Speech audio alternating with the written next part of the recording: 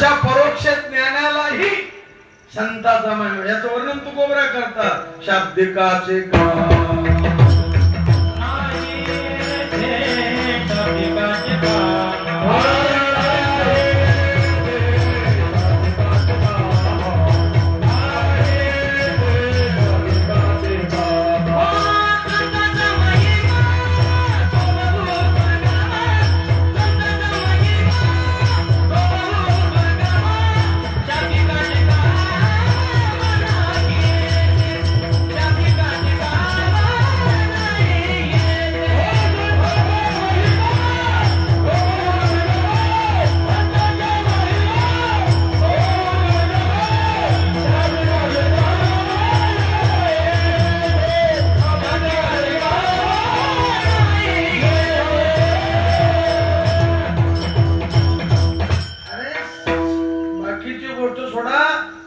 संत पदाच्या जवळ गेलेला आहे.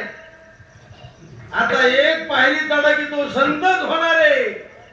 अशा परोक्ष ज्ञानाला जर संताचा महिमा कळत नाही तर आपल्यासारख्या सामान्य माणसाला महेंद्र स्वामीचा महिमा कळत का?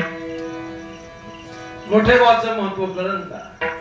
नतुसिंगबाचं मी विनोदाने सांगत असतो, जरा आगाऊपणाने सांगत असतो. अरे संताला देखील संताचा महिमा कळत नाही. पण मी सुरुवातीला काय म्हणलो, हे बोलणं आगाऊपणाचं खरं नाही, पण सिद्ध करता येतं. तुम्हाला एक गोष्ट घडलेली सांगतो. एकदा नारद देवाकडे गेले आणि देवानं विचारलं, या नारदा कुंभड आले. नारदाने विचारलं, देवा आज निवांत आहेत का? म्हणले आज निवांत आहे. बोला काय म्हणणे?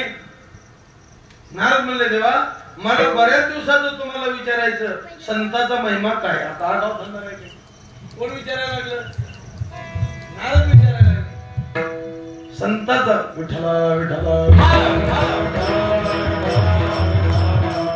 संताचा महिमा काय? देव हसले. म्हणले काऊन हसले देवा? म्हणले काऊन नाही. मग सांगा ना संताचा महिमा काय? म्हणले नारदा पूर्व दिशेला जा, एका काठीवर सरडे, तो संताचा महिमा सांगत. नारद पूर्व दिशेला गेले. पण नारद अधिकारी होते, ज्याला विचारायचं त्याला कसं विचारावं याचं त्यांना ज्ञान होतं. नारदाने हात जोडले आणि सरड्याला सरडे नाही म्हणले, सरडे दादा. आणि सरडे दादा म्हणलं तर सरड्याने वन मान केली. नारदाला डोळे भरून पाहिलं. सरड्याला नारद म्हणतो, सरडे दादा संताचा महिमा काय? सरड्या गतप्राण झाला. नारद मागाले. म्हणले देवा सरड्या मेला. म्हणले पश्चिम दिशेला जा, एका झाडावर पोपट आहे. नारद पश्चिम दिशेला गेले. पोपट दादा संताचा महिमा काय? पोपटानं नारदाला डोळे भरून पाहिलं आणि पोपट मेला. देव म्हणले नारदा काय झालं? नारद म्हणले देवा पोपट जसा सरड्या मेला तसा पोपट बी मेला. मग देव म्हणले नारदा आता एक करा. नारद म्हणले देवा सांगून टाका, तुम्ही कशाला धाडता इकडे तिकडे, तुम्हाला माहित नाही का? ते म्हणले आता एका ठिकाणी जा. म्हणजे कुठं जा? आपला राजा आहे, त्याला आता मुलगाच नव्हता, त्याला वयाच्या शेवटी मुलगा झालाय आणि त्यांनी पुत्रोत्सव सुरू केलाय. त्याच्या राज्यात पुत्रोत्सव चालू आहे. तुम्ही जा आणि त्या पोराला विचारा संताचा महिमा काय?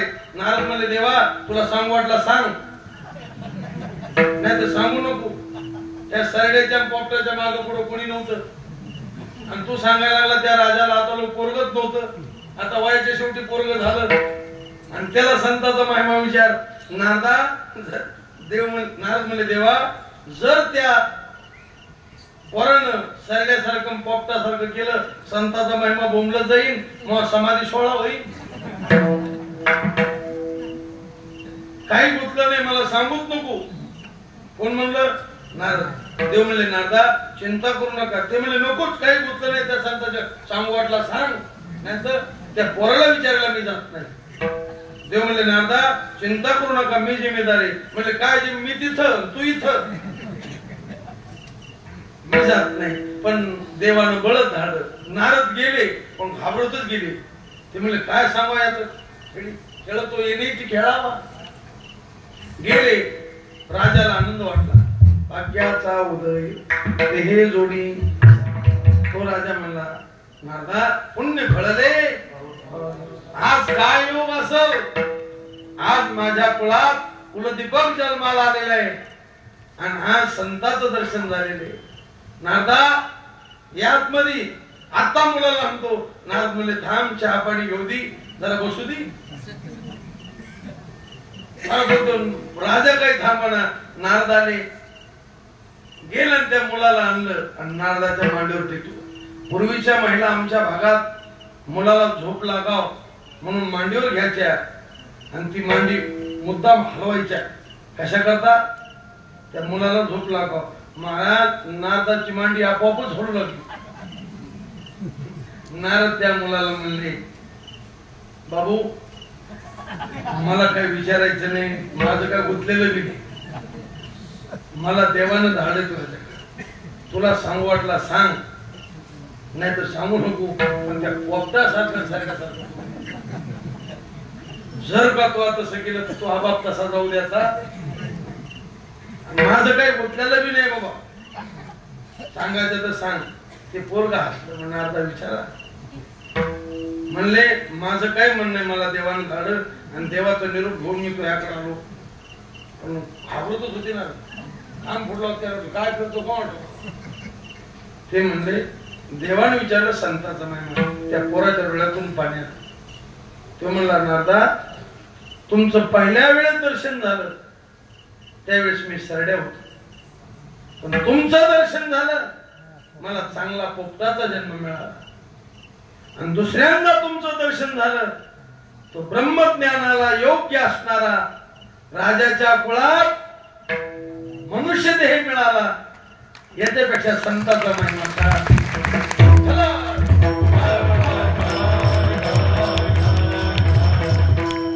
दृष्टांत संपला. पुढचं मला सांगायचं नाही. सांगा नारद कोण होते. त्यांना संताचा महिमा कळाला का. मग संताचा महिमा संताला कळतो का.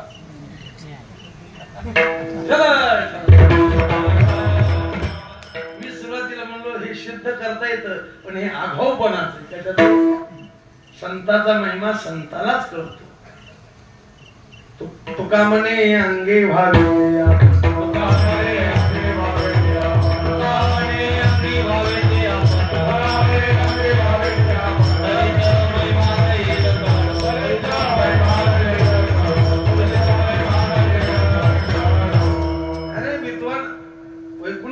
विठ्ठल बाबा भुले सांगायचे पहा. विद्वानेव विजानाति विद्वजन परिश्रमम नै वंद्या विजानाति पुरी प्रसव वेदना. महात्म्याची किंमत महात्म्यालाच कळणार. मूर्खाला काय कळणार. एक मी बाबांना सांगितलं जेवताना. एकदा मी संस्थेत असताना मोठे बोल नाही पोरगा मूर्ख पोरगा बोलला. मी म्हणलो बुवा तुम्ही खोलीत व्हा हंतू चला. कोणाला मला राग जरा. अधिकारी माणसं पण मूर्ख पोरगा. बुवा आईचा अंतःकरण होतो मोठे बोल. आईचा अंतःकरण.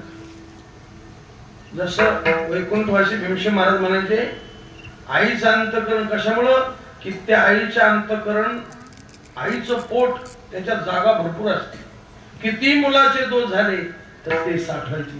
तसं मोठे बुवा म्हणजे आई होती. न तो शिंगवा आई होती. कोण्या जातीतला मुलगा असू द्या कोण्या कुळाचा असू द्या तो तयार व्हावा असे मला म्हणलं बुवा. अरे येडाय का चांगले तू. अरे तू दुसऱ्या वर्षाला आहे. तो विचारसागर आहे तू. तो वेदांती जरा काय. त्याला तिसऱ्या वर्षाला ज्ञानेश्वरी सुरू होईल मग त्याला गुरु म्हणजे काय हे कळलं. तो पुन्हा असं बोलणार नाही. आणि जर आता तू त्याला भांडला तर तो संस्थेत राहणार नाही. त्याला भांडायचं. अध्यक्ष होते संस्थेचे सगळे अधिकार होते पण बोलले नाही. आईचा तो का म्हणे येथे लाभाची या कोटी बहु वाव पोटी समर्थाची. वाव म्हणजे जागा. संताच्या पोटात जागा त्याला मायपोट म्हणते. विठ्ठला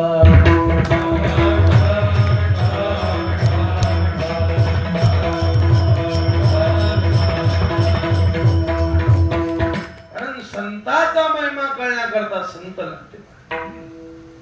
संताचा महिमा कोणाला कळतो का? तू का म्हणे अंगे मी विनोदानं सांगत असतो, अरे विद्वानाची किंमत विद्वानाला, वारकऱ्याची किंमत वारकऱ्याला, गुणवानाची किंमत गुणवानाला आणि पांचटाची किंमत पांचटाला. सगळे पहिलवानाची किंमत पहिलवानालाच करणार, बाकीच्याला काय करणार? विठ्ठल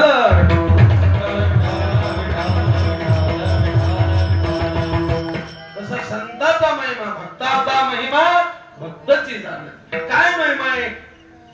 संताचा गुण महिमा आहे, संताचा नाम महिमा आहे, संताचा स्वरूप महिमा आहे आणि संताचा शक्ती महिमा आहे. विठ्ठल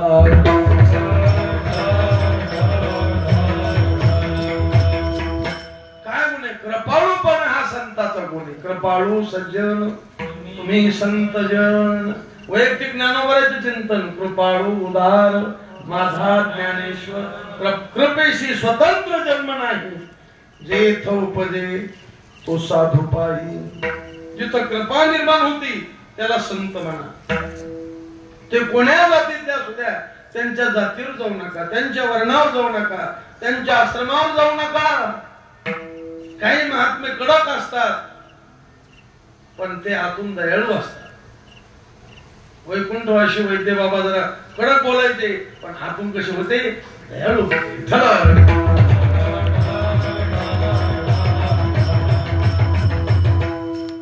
बाबा, मोठे बाबा, कुरेकर बाबा हे शांती ब्रह्म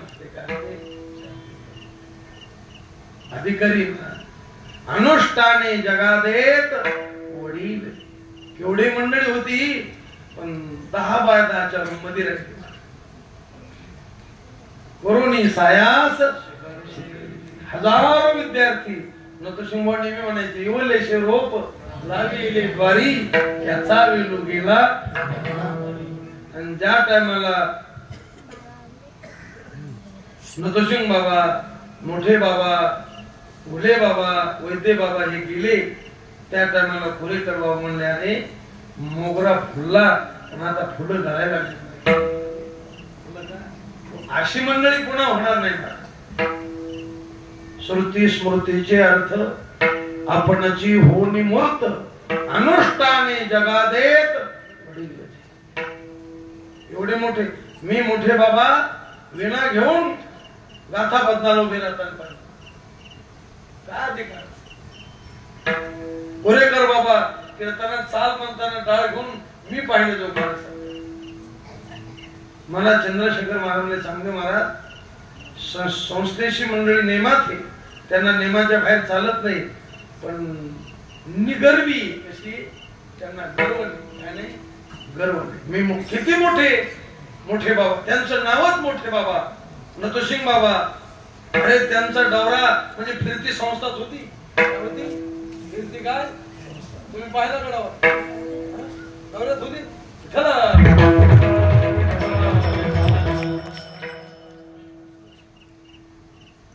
अधिकारी म्हणू शकते. बोधे बाबा भीष्माचार्य होते. काय होते?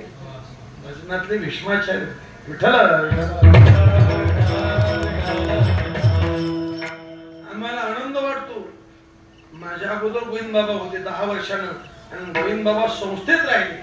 मोठे बाबाचे आज्ञेने कुठे राहिले? संस्थेत राहिले आणि या महात्म्याची सेवा केली. कोण पुण्य यांचा होईन सेवा. आता आम्ही किती जरी बोललो तर गोविंद बाबाला काही वाटत नाही. का वाटत नाही? ते कौतुकानं ऐकते. कशाने ऐकते? त्यांचं प्रेम आहे म्हणून. नाही तर असे महात्मे पाहिले की त्यांनी डोळे तृप्त झाले आणि त्यांचं ऐकिण्यानं कान तृप्त झाले.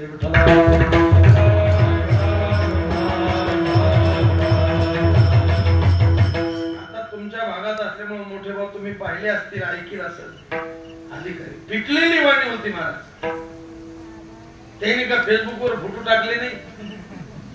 टाकले का? वाऱ्या हाती माप झाले. आम्ही फेसबुकवर फोटो टाकलो का आम्हाला शादी? काय करतो? कीर्ती मुख त्यांचे नारायण. पुराणे तयाची भाट झाली.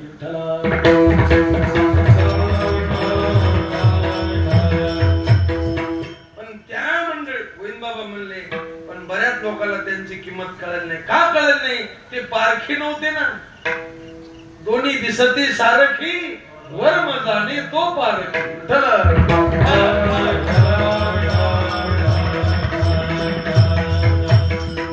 आता मी सामान्य पण त्यांची तळमळ यांनी संस्थेत राहावं. यांनी काय राहावं? सामान्य काय किंमत आहे त्यांच्या पुढे आपल्याला? अरे मोठे बा पुढं आपण पासांगाना बी नाही त्यांच्या.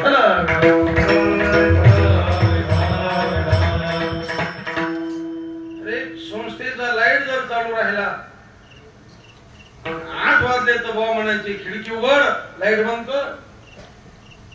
संस्थेची लाईट जाळायची. अधिकारी माणसं योग आहे महाराज. कोण पुण्य कोणा गाठी ज्याशी. आता महेंद्र स्वामी अधिकारी लोक. कोण हा भाग्याचा ऐशी याशी बोले वाचा. त्या महात्म्या बरोबर बोलण्याकरता भाग्य लागत.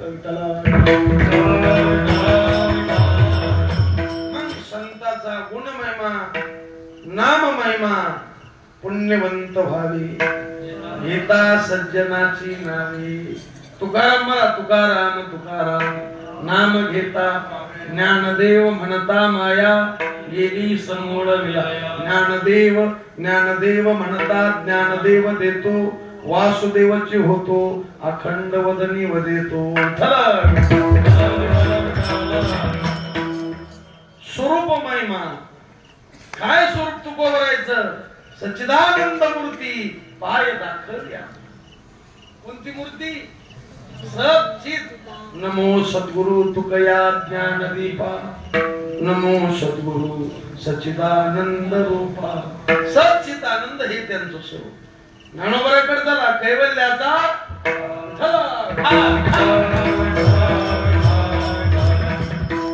स्वरूप महिमा आणि शक्ती महिमा. काय शक्ती म्हणजे गुरुजी 2 प्रकार. एक लौकिक शक्ती आणि एक अलौकिक शक्ती. भिंत चालवणं, रेड्या बोलवणं, मेलेले माणूस जिवंत करणं हे लौकिक आहे का अलौकिक आहे? अलौकिक आहे. आपल्या दृष्टीने अलौकिक आहे पण संत त्याला लौकिक म्हणतात. आपल्या दृष्टीने भिंत. अरे आपल्याला चेतन माणसं भजन करीत नाहीत आपल्या कीर्तनात आणि त्यांचा रेड्या निर्बुद्ध. भिंत जड चालविली आणि निर्बुद्ध असणारा. सर्कशीत कोणते प्राणी आहेत पण रेड्या पाहिला का? वैद्य बाबा म्हणायचे काही लोक डोकेबाज शिकलेले काय म्हणते रेड्या बोलला नाही. रेडे आडनावाचा माणूस बोलला. वैद्य बाबा म्हणायचे निळोबरा त्याच्याकरता म्हणजे महिषी पुत्रा मुखे. मग आता रेडे आड नाही पण म्हशीचं पोरग हे बी आडनावच आहे.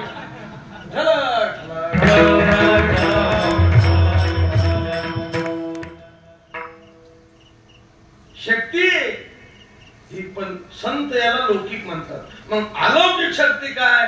अभंगाच्या पहिल्याच्या